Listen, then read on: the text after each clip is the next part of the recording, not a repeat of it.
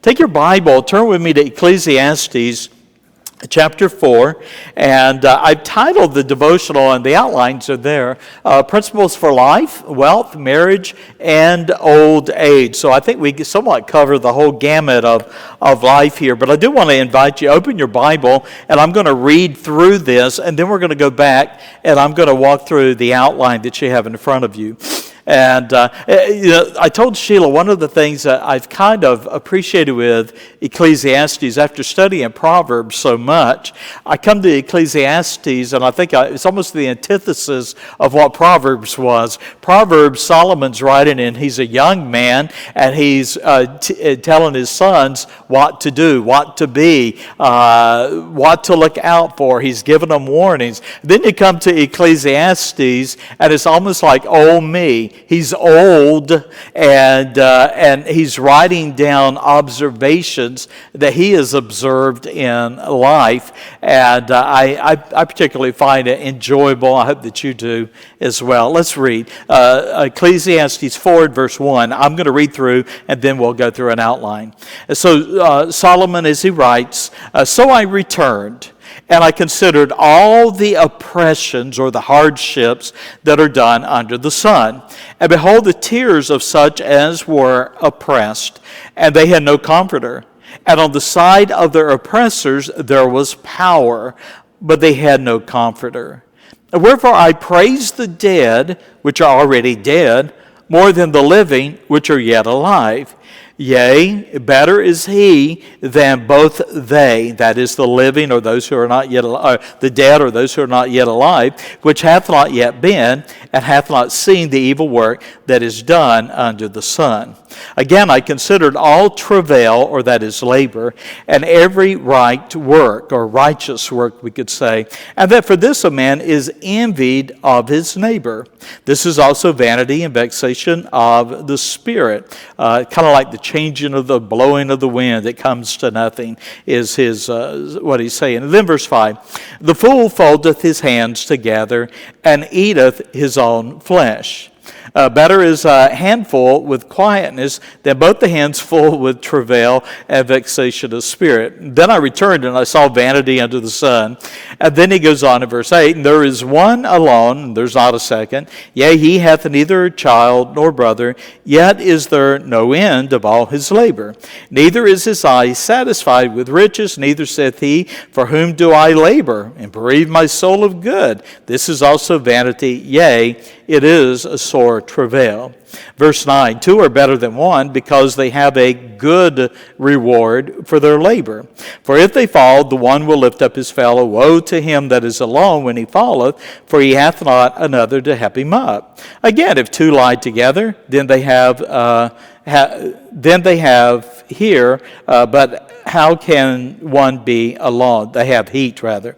Verse 12, and if one prevail against him, two shall be withstand him, and a threefold cord is not quickly broken. Better is a poor and a wise child than an old foolish king, who will no more be admonished.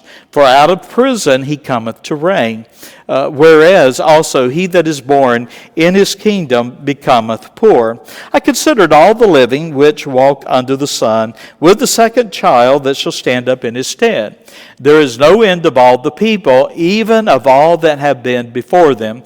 They also that come after shall not rejoice in him. Surely this also is vanity and vexation of spirit. Now, let me say this as we open our text. When I go through it, I first read Ecclesiastes 4, I felt probably like you feel. It's like, what in the world is this about? I can't even make sense out of this, because there is a lot in here. Unless you have some reference, it really makes no sense. So let me start with this, all right? I'm going to begin with the question. What drives a man to sacrifice everything for money, fame, and fortune, or fortune? What drives a man to be willing to sacrifice everything to be wealthy? What would you suggest? Anyone? He thinks he's going to be satisfied from it. All right, the pursuit of something he thinks will satisfy him. What else? Huh? Ego? Is that what you said? Yeah, ego, pride. Somebody else. Yeah, back in the back. Jason? Desires of the flesh. But what would the sin be? Greed. The sin there is greed.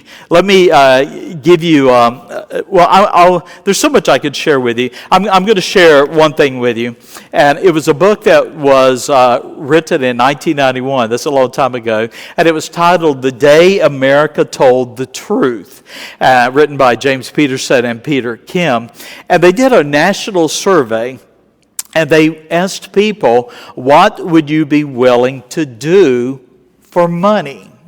And so the survey asked this question: what would you be willing to do for $10 million? If you could have a gift of $10 million, what would you be willing to do? Well, this was the survey. 25% of Americans said they would abandon their family. 23% said they would become prostitutes for a week. 16% said they would give up their American citizenship. For $10 million, 7% said they'd be willing to commit murder. And for $10 million, 3% said they would put their children up for adoption. I would have thought that would have been the highest one, as I go through it, but it was not. Altogether, fully 2/3 of Americans were willing to do something for $10 million. There's so many other illustrations I could give for that, but I'm not going to do it. Let me take you to the verse that I think is the sum before we dive into our notes, and it's simply this: 1 Timothy 6, verse 9 and 10. But they that will be rich fall into temptation and a snare, literally a trap, and into many foolish and hurtful lusts, which drown men in destruction and perdition, or ruin. For the love of money is the root of all evil, which while some coveted after, they have erred from the faith, pierced themselves through with many sorrows. So the answer to this question is really greed. Now, all the other things you said were accurate and right, but if you try to go to the root sin, it would be greed. And I think in our culture, greed is what drives America right now. When I'm listening to the news, like you're listening to the news, and I'm hearing that they have literally lost not just billions but trillions of dollars. They have no idea where it is. They have no idea where it's gone.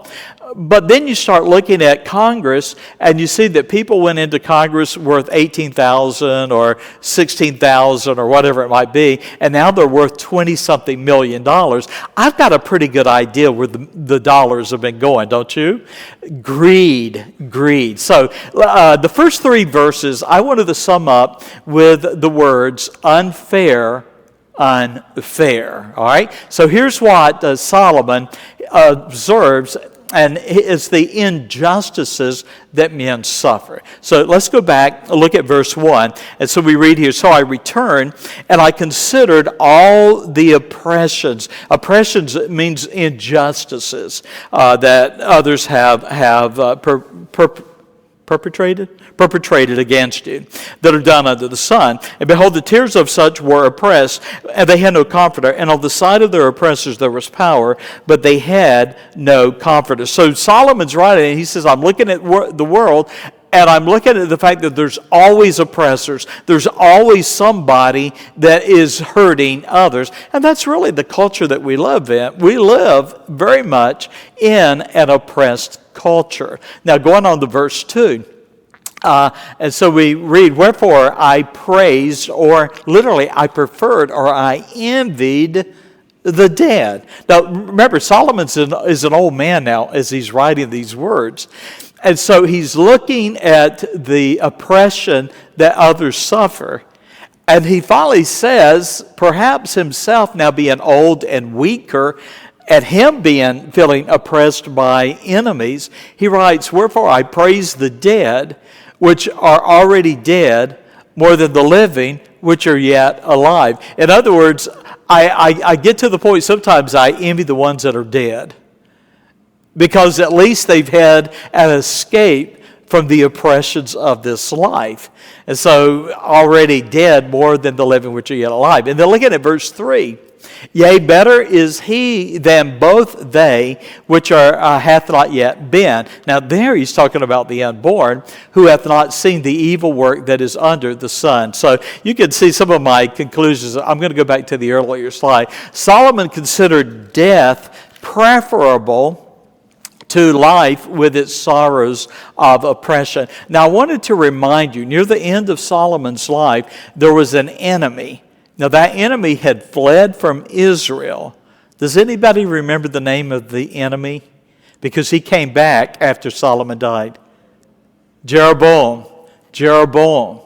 So Jeroboam was a constant threat to the throne where Solomon reigned. Solomon had lived to excess. He had 1,000 wives and concubines. He had built palaces. He had built stables. He had horses. He had chariots. And as a result of that, the people of Israel began to resent taxation. And there was a heart of the people that had turned against Solomon. So he is starting in his old age feeling the oppression of the excess that he has lived in life and knowing that the people resented him. Therefore, he writes, I think death is more preferable to what I'm having to suffer and what I'm going through now. Some of us would call that a pity-me party that he's having in the palace. And then Solomon concluded it would be better not to have been born than to see and to suffer the deeds of sinful men. Any comments? It's a pretty sad place, right, that we find Solomon at this point in his life. I'm going to keep going. In verses 4 through 8, we find 4 sinful attitudes regarding wealth that enslave. And I'm going to let you tell me what the sinful attitude is. So here's the verse. Again, I considered all travail, all my work, all my labor, and every right work, every good work, every righteous work, that for this a man is envied of his neighbor. This also is vanity and vexation of spirit. In that verse, what's the sinful attitude? Envied. The word envy. So we're looking at 4 sinful attitudes regarding wealth that enslave. The first one is envy. I considered all the labor, all the work, every right and good work, that for this a man is envied of his neighbor. Let me give you 3 definitions of envy. The first is this: envy is evidenced by sinful jealousy or discontentment, never satisfied, never content. In my notes, I wrote this thought: envy is self-centered, and evidence is a failure to love others. For instance, I'm just make a few illustrations. If my neighbor has a new boat, I want a what? A bigger boat, right? My neighbor has a new car. I want a more expensive car. My neighbor gets a promotion, and I get bitter. It's very easy to fall into a rut of being envious. Now, number 2. It was not, in this verse, it was not a man's work, but the fruit of his labor that was envied. I've enjoyed watching a little bit of the email that went out and said to all government employees, list 5 things that you've accomplished this past week, right? And there's like a million. I think the workforce is like 2.4 million, and 1 million refused to respond. Now, they may not have a pulse. They might be dead, but 1 million refused to respond and were offended that they had to share and tell anyone 5 things that they had done. I could name 5 things I've done this morning. Could you? Most of us probably could.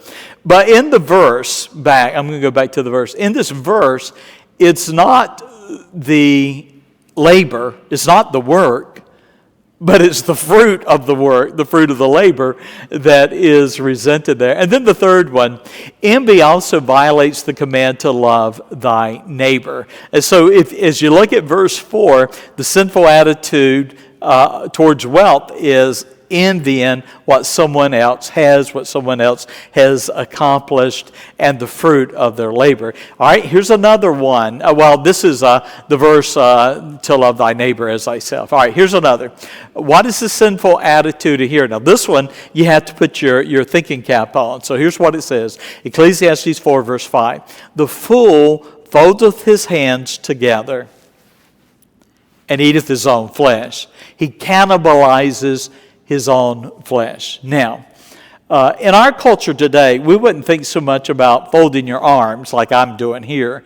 We would think more about putting your hands in your pocket. If you have an employee and they're the type that just kind of stand around watching other people work, they've got their hands in their pocket, or they kind of got their arms folded, or they might be half asleep, right? Half asleep, and yet you're paying them. The attitude in verse 5 is what? You said, what'd you say? Laziness. Excellent. It is laziness that you have here. Now, I'm going to give you a couple of thoughts to go with laziness here, all right? The first is this, and we won't have time for studying it, but in Proverbs, you have the word sluggard and slothful. I particularly love the word sluggard. You know, it just sounds lazy, doesn't it? Somebody's a sluggard.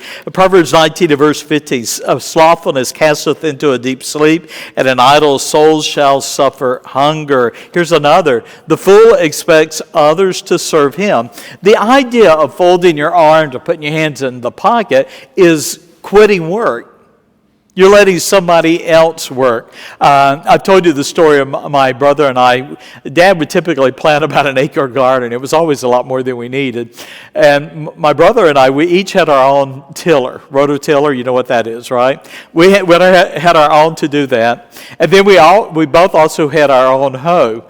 Dad would plant the garden, but then it was up to the boys to work it. And invariably, if we got in trouble in the house in the summertime, Mom would say, go out and hoe the garden. That was just the way it was. Go out and hoe the garden. We would, but my brother was about 3 years younger than me, and he was really a lot smarter than me. I would go out, and she'll tell you, my personality is to work hard and just get it over with. I got to do. I'm going to work. I'm going to get it over with.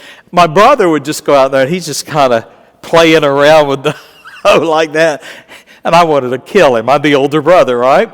But my brother knew we couldn't go in until we had finished hoeing the garden, and so it didn't matter how slow he went, or even if he was leaning against the hoe. I couldn't go back into the house until the garden was finished. And so I would work and work and work, and he's just over there doing a little bit around. Now, again, he's 3 years younger than I, but at the same time, it drove me crazy because I thought if we work hard, we'll go in early, right? We'll be able to do something else. And so for my brother, he knew he could go out and hardly do anything, but I would have to work until it was finished. Does that make sense to you? So I'm not calling my brother a fool, but he expected others to serve him. Give you a third one that goes with that. A lazy man's life unravels and spirals towards self-destruction. So when you read the last part, and I refer to it as cannibalism, the fool foldeth his hands together. He's lazy, and he eateth his own flesh. The thought there is a lazy person's life, their demeanor, their lack of motivation, ultimately leads to self-destruction. He eateth his own flesh. He eats his future. He eats his promotion. He eats up opportunities. His laziness is a detriment to his life. Anybody thoughts or opinions? I'll keep. Oh, yeah, Rob? Uh-huh.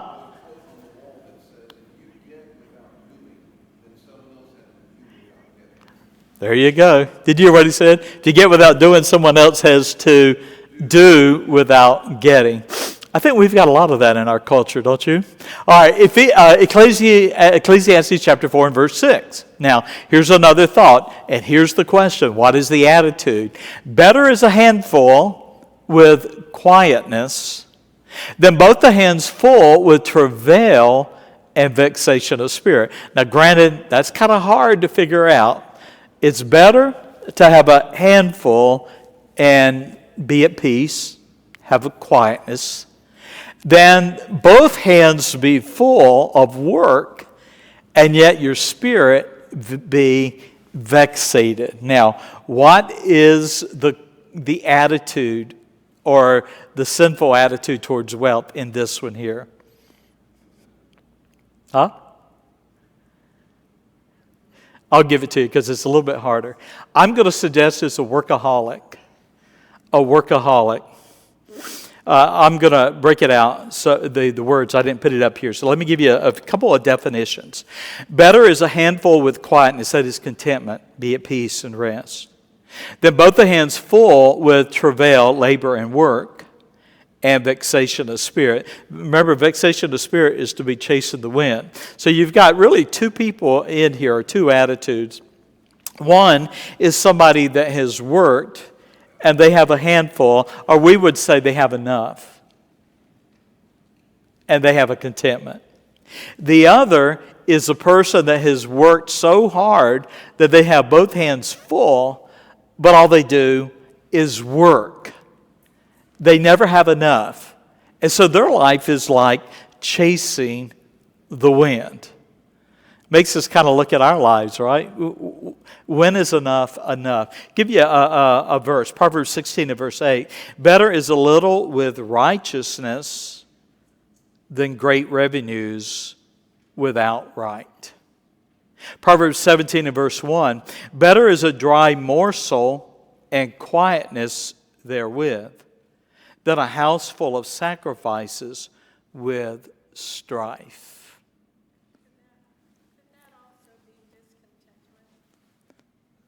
The travail? A handful with quietness than if you have both hands full, but you have a vexation of your spirit.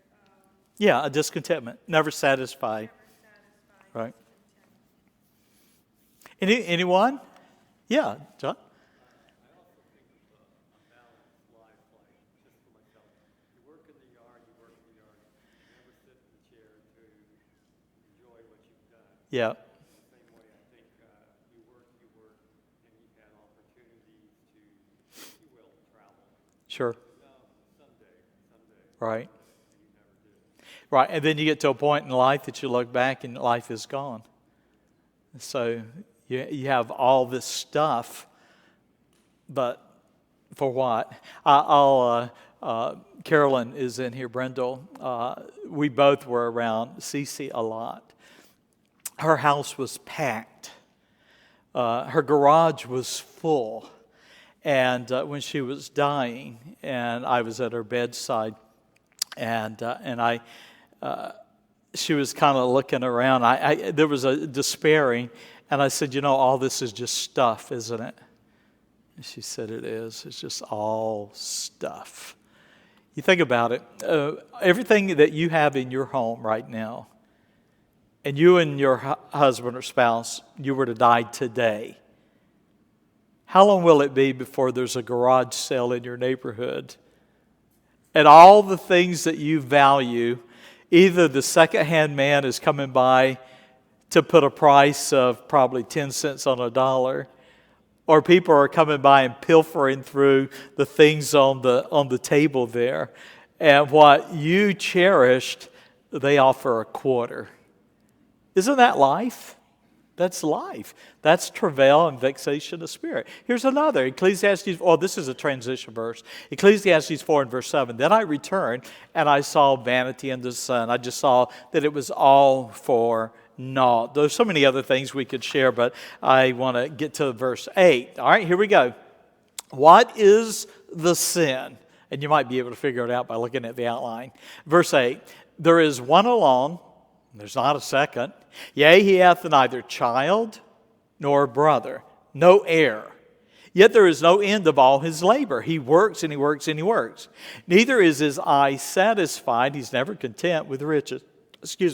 Neither saith he, for whom do I work or labor, and bereave my soul of good? This is also vanity. Yea, it is a sore travail. What's the sin? Ebenezer Scrooge, exactly. It is miserliness. Miserliness. Look at the sadness that you find here. There is one alone. I'm the only one. There's not a second. Neither child nor brother. Yet there is no end of all his labor. All he does is work. I think I get accused of that sometimes.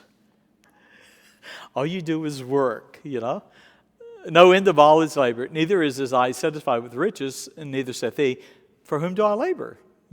My parents have had my conversation with me, I know with my brother, that what they want when they pass, they've got certain expectations, and you will do this. This must be done. And it's to labor all your life and then have no one to leave anything to. Not that you don't have a lot, you just don't have anyone that cherishes what you have. Well, sad, huh? All right, 3 thoughts, I think, with the miser. We could spend a lot of time here, but I can't. The miser may be rich, but alone. He may be wealthy, but have no family or friends to bless. Number 2, misers love money and possessions more than anything or anyone. And I've met these people, and you have too. Verse 10, he that loveth silver shall not be satisfied with silver, nor he that loveth abundance with increase. This is also vanity. We go back to, I think it was last week, Rob came in, and I tried to quote Rockefeller, and I messed it up, but somebody asked him how much is enough, and he said $1 more. Never enough, never enough. Thirdly, misers fail to see that their love of wealth may destroy them and their family. Living with someone that is never content is an awful life. All right, I have about 11 minutes. Can I give you some principles here? This is another, just for passing, riches kept for their owners, thereof to their hurt. It is possible to have too much, if that's where your love is, right? All right, he that is greedy of gain troubleth his own house. Proverbs 27:20, hell and destruction are never full, so the eyes of man are never satisfied. Those are all verses of the miser. All right, here's a commendation. Verses 9 through 12 really is about marriage, but it has an application to life. So as you look at it, you really end up with 4 principles for working together. So let me give you I'm going to give you the verse, and you're going to tell me what it is, all right? Ecclesiastes 4, verse 9. 2 are better than 1, because they have a good reward for their labor. You ever see Canadian geese flying? And they fly in what? In a V, right?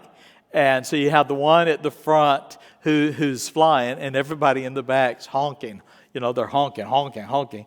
And apparently, scientists feel that is the encouragement for the one that is in the front that's kind of breaking the wind. When that one grows tired, he does what? He drops to the back, and then another takes the point again. We call it drafting, right? Drafting. So, Ecclesiastes chapter 4, verse 9. 2 are better than 1, because they have a good reward for their labor. The principle is working together satisfies. Bicyclists call this drafting as well. And I've been up on the upper Suncoast path where some professional Ironmen, there are some that live in this area. And I have seen them go past. I'm never with them, and their tires are literally about that far apart from one another. and one right after the other. And so they're drafting on the one that is in the front. And when he grows tired, he'll drop back and the others, just like the Canadian geese do. So here, a wonderful picture. I wish I had time to go through some illustrations on this. Do I have blanks underneath that? I cannot remember for the life of me. No, I don't. So let me give you one thought with this here of working together. Let's say you can, I'm going to go to the farm, 2 mules, all right? You've got 1 mule, and let's say that 1 mule can pull 1,000 pounds.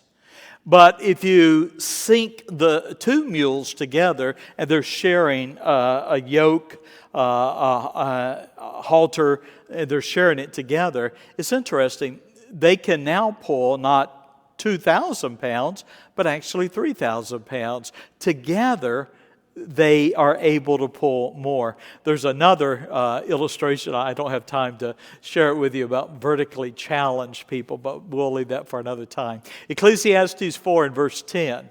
All right, what's the principle? Here's the verse. For if they fall, the 2, if they fall, the one will lift up his fellow. But woe to him that is alone when he falleth, for he hath not another to help him up. Now remember, the context is, the illustration is marriage. The application is life. So here's the thought. I will go ahead and fill it in. Working together encourages selflessness. Working together encourages selflessness. I have always enjoyed watching the Tour de France. I don't know if any of you ever have, but they work as a team, and the team will have a leader, the top guy. If anything happens to his bike, whatever, the people riding with him, his teammates, will get off their bike, give him, the team leader, the bike so that he can keep going, working together as a team. If the leader starts to fall back, his teammates will work hard to get up with him to encourage him. That's the same thought here. In marriage, 2 are better than 1, right? When in life, husband and wife, when your husband is down, hopefully the wife is up and she can encourage, or the wife is down, hopefully the husband can encourage. That is a wonderful picture that you have here. I'm going to keep going. I won't have time. All right, let's go to verse 11 here. All right, Ecclesiastes 4, verse 11. Again, if 2 lie together, then they have heat. But how can one be warm alone? The application. Working together supports and encourages in difficult times. So we understand the analogy that is being drawn. My wife tells me when I get up in the morning, the bed gets cold because I kind of generate heat. I don't know if any of you are like that, but I tend to be hot by nature. She tends to be cold by nature. Depends on her hormones, yeah. The nice thing about being married to a mature woman is that she likes the fan now. When we were young, she never wanted the fan on. Now she likes the fan. So an encouragement of life and getting older, all right? Carissa, you're writing all this down, right? All right, moving on. Here's another one. Ecclesiastes 4 and verse 12. If one prevail, I got to skip over. If one prevail against him, all right, this is facing an enemy, if you would, 2 shall withstand him. And a threefold cord is not quickly broken. Here's the principle. Working together strengthens. Working together strengthens. I wish I had opportunity to go through this. I want to close because I only have 4 minutes, so I'm going to close this quickly. All right, lessons learned too late. And I'm going to give you a historical illustration. When I first started studying Ecclesiastes, I'm always thinking about Solomon and Rehoboam. I'm personally convinced this is not about Rehoboam, who was Solomon's son and would become the king of Israel, only to end up with a divided kingdom. I believe Solomon here is writing about Jeroboam. Let me see if I can prove it and if you agree. And again, I didn't find commentators that stated this, but one. I found one remotely that mentioned this. All right, so let's read. Better is a poor and a wise child. Jeroboam was not of royal blood. He was driven out of the kingdom. Better is a poor and a wise child, a young man, than an old foolish king. I think he's referring to himself. Who will no more be admonished. Too old to learn? Verse 14. For out of prison he cometh to reign. That's why I think it's Jeroboam. Rehoboam wasn't in prison. That was his son. That was the prince. That was the heir. I think Solomon is old and he is weak and frail. And he knows that Jeroboam is a mighty enemy. He was a Jewish man, Israelite, who fled Israel. And so I'm going to keep reading. For out of prison he cometh to reign. So Solomon was expecting that Jeroboam was going to come back and that he was going to challenge his son Rehoboam. Whereas also he that is born in his kingdom becometh poor. Now I'm going to keep going. Verse 16. I considered, or I saw, all the living which walk under the sun, with the second child, a young man. This shall stand up in his stead. I believe verse 15 refers to Rehoboam. All right? So I'm suggesting that verse 13 and 14 is a reference to Jeroboam, the enemy of Solomon, and ultimately the enemy of Rehoboam. Verse 15, I believe, is Rehoboam he's writing about. He says, I looked at all the living which walk under the sun with, I think, my son. This shall stand up in my stead. He'll become king. Verse 16. There is no end of all the people, even of all that have been before them. They also that come after shall not rejoice in him. Now, who's him? I believe it's himself, the king. So Solomon is writing in verse 16 that I will soon be forgotten. So go back, and then I close. Verse 13, I believe the foolish, or the poor and the wise child is Jeroboam. He was wise, he was cunning, he was powerful, and 10 tribes of Israel followed him in insurrection. Out of prison he cometh to reign. He came out of exile. Whereas also he that is born in his kingdom becometh poor. Who is born of the kingdom? Rehoboam. Rehoboam will be left with 2 tribes. The tribe of Judah and the tribe of Benjamin. Verse 15. I consider then all the living which walk under the sun with the second child. That child I believe being his son that shall stand up in his stead instead of the king. There is no end of all the people, even of all that have been before them. They also that come after shall not rejoice in him. Surely this also is vanity and vexation of spirit. So why does Solomon? He's at the end of his life. He's looking back on life. He realizes his enemy Jeroboam is still alive. He would have been a wise king to kill his enemy, but he failed to. So he has instructed Rehoboam to be ready for the enemy is going to return to the kingdom.